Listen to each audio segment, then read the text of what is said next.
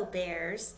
We're going to be talking on this lesson 4.4c. We're going to be starting our lesson on multiplication. We're going to start first with arrays, and we're going to review arrays from last year. But this Smartboard lesson is about arrays. Okay. In this question here it says, Mr. Sim planted 5 rows of tomato plants in his garden. He planted 8 tomato plants in each row. How many tomato plants did Mr. Smith plant? How are we going to figure out how many he planted? Well, we can draw a picture of this and we can actually make rows. So we're going to click and drag until we make 5 rows of 8. So we're going to take tomatoes because it says he had 5 rows of tomatoes and in 8 tomato plants in each row. We probably should look at this first. We want to know how many he's going to make. Well, we know that there are 5 rows of tomato plants and 8 tomato plants in each row. And we've been talking about that word each when we're problem solving, and what we need to infer and what we need to think of when we see the word each is the number 1. So I know there's 8 tomato plants in 1 row. So each means 1 or 1 at a time. So that's what we want you to infer. So I like from students above the word or even on it to put that number 1 and reread that.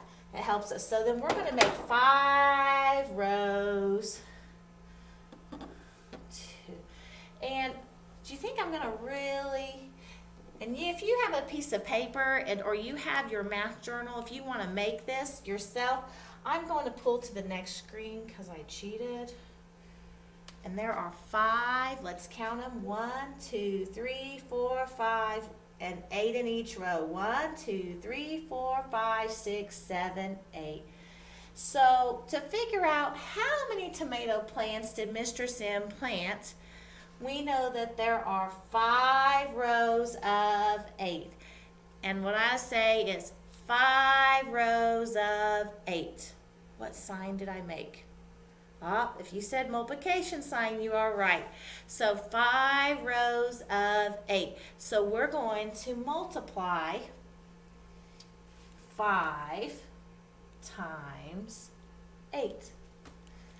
Let's see. 5 times 8, and we know that answer is 40. Here's another problem. Let's see if we can come up with and figure out the answer to this question. Mrs. Hyatt planted 3 rows of green pepper plants in her garden. She planted 4 plants in each row. How many pepper plants did Miss Hyatt plant? Here's what the question is asking us. How many pepper plants did she plant? So I'm thinking of this garden, and I'm thinking about how they plant and put seeds in gardens. And I know that she said there are 3 rows of pepper plants. So that is important to know, 3 rows. And she planted 4 plants in each row. So 4 plants in each row. And that 4 plants is important, but also what word in here do I see? Each. I'm going to infer the number 1. And so in 1 row, I know that there are 4 plants. So normally we would come together and pull these out, but I'm not going to waste our time doing that. You can pause this video, and if you want to make pepper plants or an X for pepper plants, make 3 rows with 4 plants in it. Oh, here it is. 3 rows with 4 plants in each row. Now, what multiplication fact will represent this array? Well, it's like groups. Groups of. There are 3 groups of 4, and I know you learned that last year. At least those saying 3 groups of a certain amount. What are we going to do? We are going to multiply. So it says to slide this for our answer, And if you got 3 times 4 is 12, you're exactly correct. You're going to multiply. So arrays are pictures of why we are able to multiply. We've got 3, and in each of these we've got 4 plants in each. And remember, if I'm going to add 4 plus 4 plus 4 plus 4, if I had more rows, repeated addition is multiplication. So here's our answer. 3 times 4 is 12. And we can also write it as 4 rows of 3. So there's actually 2 ways we could make that garden if we wanted to if we planted it in 4 rows with 3 plants in each row. Would we get the same amount? Yes. Okay. May not be what her real garden looks like, but we would get the same amount. And this is called, when I can take 3 times 4 and 4 times 12, this is called the commutative property of multiplication. And commutative property, what I like to teach you is that order doesn't matter. Okay, so anytime you hear me say commutative property, I want you to scream out, order doesn't matter. And there's a commutative property for multiplication. And what other operation do you think you can change the numbers around and get the same answer? For example, we can take 3 times 4 and we get 12, and we can take 4 times 3 and we can get 12. Well, with addition, can we take 5 plus 2? Let me just do it up here. Use a color we can see. 5 plus 2, we get 7. Can I switch that around and get 2 plus 5? Do I get the same answer? So the order of the numbers doesn't matter. So what commutative property just means is order doesn't matter. And the commutative property works with addition, and it's in multiplication.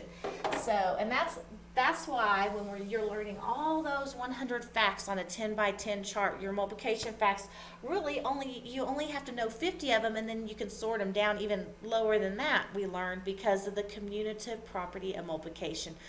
If I know 3 times 4 is 12, then I know 4 times 3 is 12. So we're going to write some other examples of the multiplication property. Say I want to take 6 times 4. What do we get if we take 6 times 4? You got it, 24. Now pause this video and see if you can write this another way. Using the commutative property, what's another way you can write this? If you have 4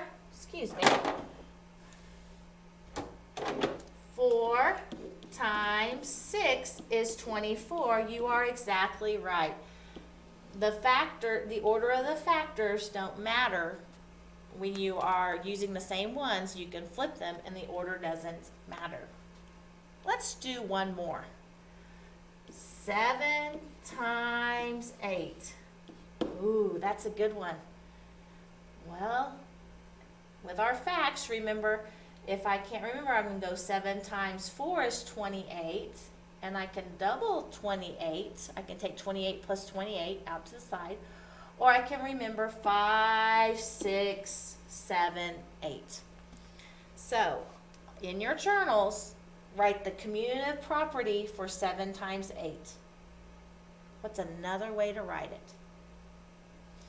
And if you wrote 8 times 7 is 56, you are exactly right. Let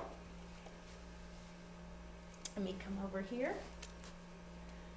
So, you have made arrays using tomatoes, green peppers, and onions using these details.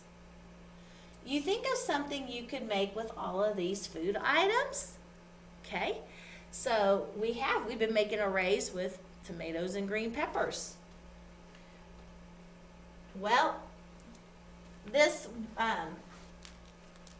came from a salsa recipe from the Oklahoma Ag classroom, and it's a fresh salsa recipe that you could make at home if you wanted to. So I think that's kind of neat to put on the end of this since we've been working with arrays.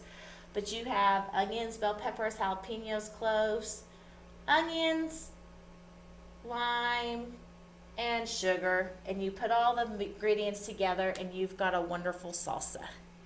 So,